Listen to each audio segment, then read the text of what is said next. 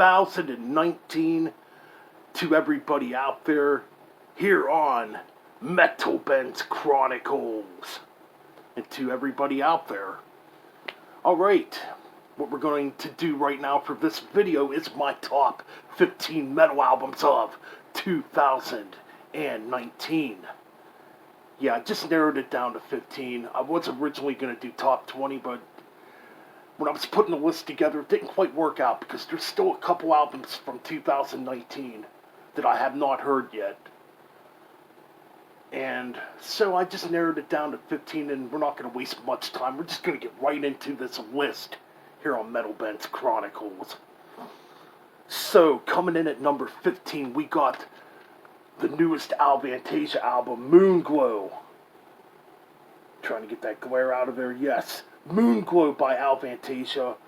Very good album. You got some great guest appearances on here. You got Jeff Tate on here from Queensryche. And he sounds freaking good on here.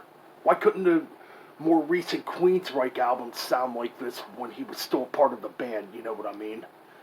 You got Michael Kiske from Halloween. You got Millie from Creator. You got Hansi Curse from Blind Guardian. You got Candice Knight from Blackmore Night. You got Zorn Lande from Mondaeus Imperium. You know, and he's done various other side projects throughout the years, and he does his solo stuff too. Who to me is the Dio of Norway. So yeah, man, this is phenomenal. To me, this might be Alvantasia's best release. They do a pretty smoking cover of Maniac too, which is an old 80s new wave type of track. Okay, moving on. Now this album, originally I didn't even think would make it near the list. But I went through and I listened to it last night quite a few times, and it just kept growing on me to the point where I really love the album. I'm talking about the newest album from Last in Line, Last in Line 2, which came out back in February.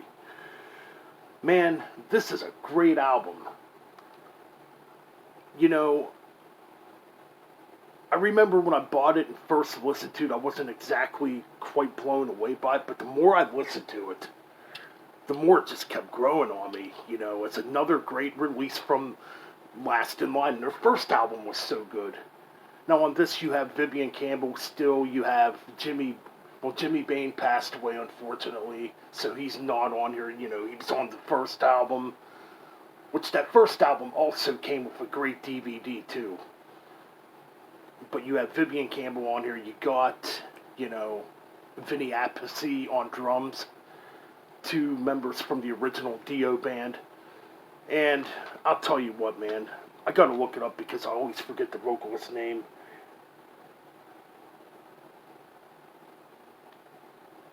Andrew Freeman.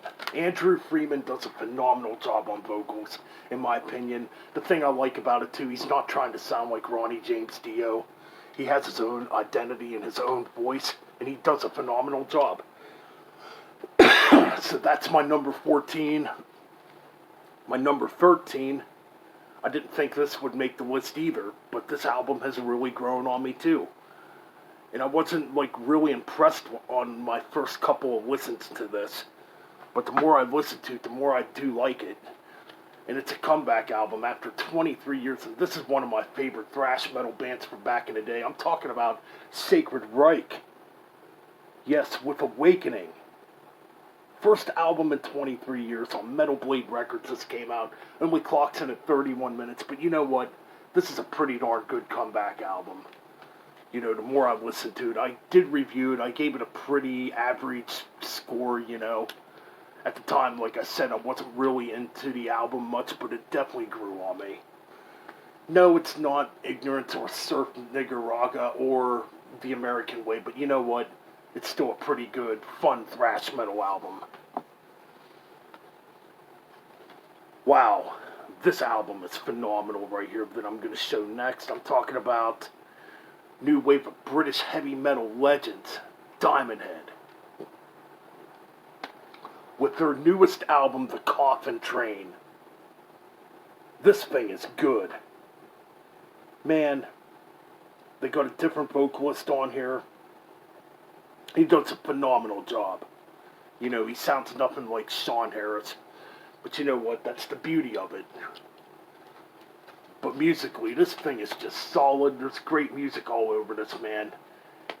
Brian Tatler still can write riffs, you know. Brian Tater, I always fuck up pronouncing his name. But this is another one I gotta look up again quick because I forget the vocalist's name. Rasmus Baum Anderson.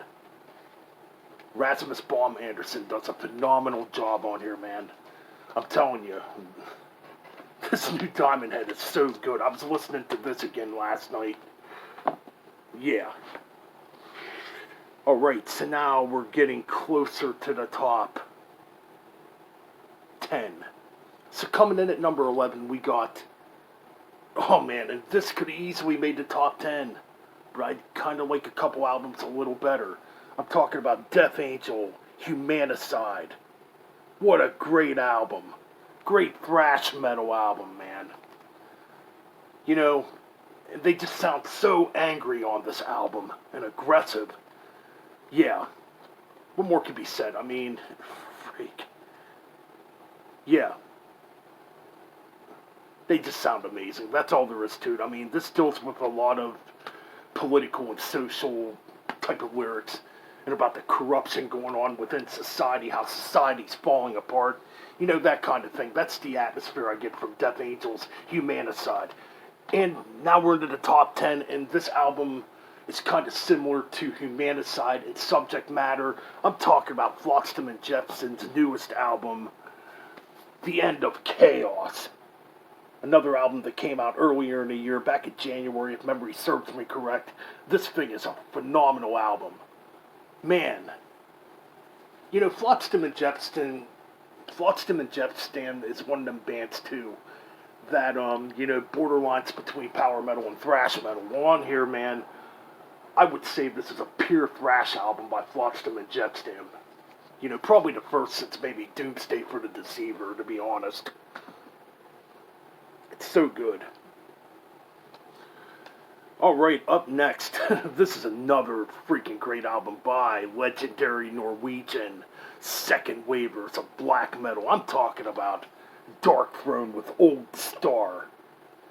This thing is freaking good. Now, over the years, you know, Darkthrone would kind of break away from just doing straight up black metal. You know, you got those first 3-4 albums that were the unholy trinity with, you know, Blaze of the Northern Sky, Under a Funeral Moon, Panzerfaust, Transylvania Hunger, you know, which would probably be considered the unholy trinity of Darkthrone. But this one right here, you get like a mixture of like heavy metal and black metal, you know. It's not like straight black metal, you know. Over the years, Darkthrone did update their sound or, you know, added in different influences like crust punk. You get thrash metal. You get just straight up traditional new wave of British heavy metal type of stuff. So yes, this new Darkthrone is freaking amazing. I love it. Such a good album. Alright, up next, this band made my number one 2 years ago, back in 2017. Even though I didn't do a top 10 list back then, you know, on my old YouTube channel, it was still number one. And that year I didn't really hear a lot of metal albums because, you know, I had that accident of mine where I broke my leg, so I didn't get to hear a lot of new releases back in 2017. But I'm talking about Overkill's album number 19, With the Wings of War, motherfuckers.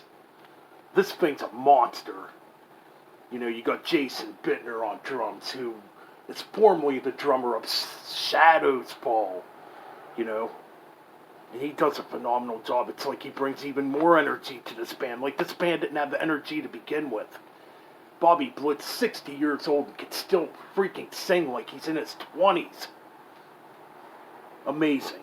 Amazing. And they're already talking about working on a 20th album. So yeah, the Overkill train's not going to stop anytime soon. You know, you get great bass lines by Dee Dee Verney here. Everybody does a damn good job. It's a solid album, man.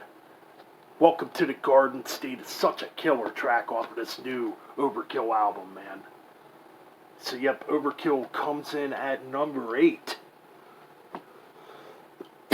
Excuse me there. Number 7, more thrash metal, man. More legacy thrash metal acts, too, in this list. I'm telling you, man, this was a year for thrash.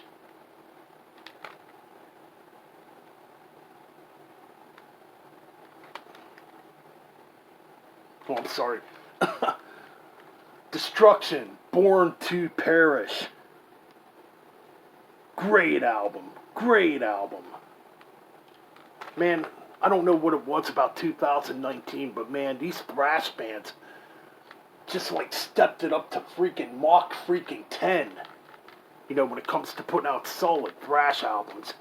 And this is by means another exception to that. So good, so thrashy. You know, Smear and Destruction, man, just keep on kicking ass. And I would definitely say it's their best album of their more recent material. Okay, we got another comeback album here. Another comeback album. And again, this band hadn't put anything out for 23 years. I'm talking about the UK Thrashers. Zentrix with Bury the Pain. This is damn good solid thrash metal. Holy crap, and I haven't heard anybody really talk about this album.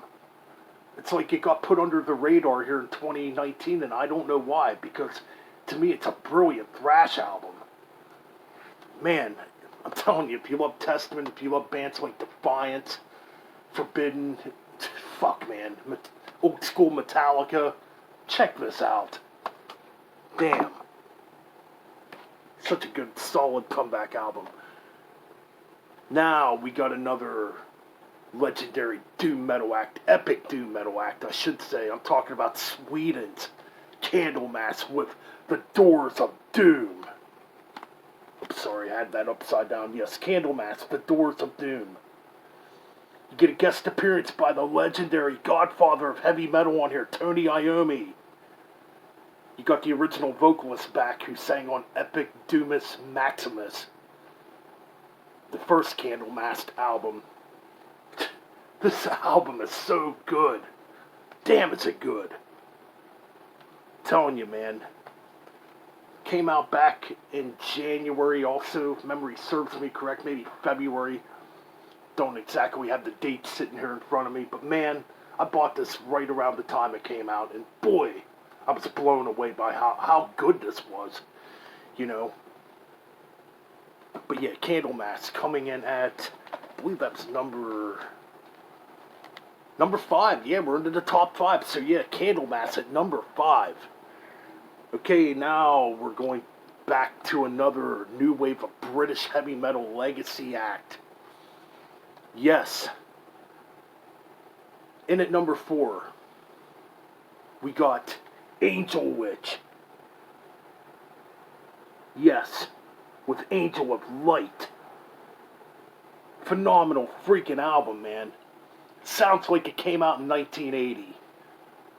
I mean, if you love that first Angel Witch album, you'll love this. If you love their last album, As Above, So Below, which came out in 2012, you're going to love this. Because Angel Witch just continues to stay true and humble to what their original sound is. You know, they don't put out very many albums, but when they do put out an album, you're going to get good results from Angel Witch. This is phenomenal. And like I said, it sounds like it came out in 1980, 1981. You know, in the dawn of the new wave of British heavy metal. That's how good this is. Okay, now we got a newer band here. A Christian thrash metal band who I absolutely love. I cannot wait to hear more music from these guys. And this is their debut album. I'm telling you what, if you like huge hooks, you know, you like big fat rhythms, you're gonna love Ritual Servant. Metallium Evangelist. This is freaking amazing stuff, good stuff, a great young thrash band, you know. I'm telling you, man. I would definitely say this is a cross between South of Heaven, Seasons in the Abyss era Slayer, mixed with that early Metallica sound like around And Justice for All, man.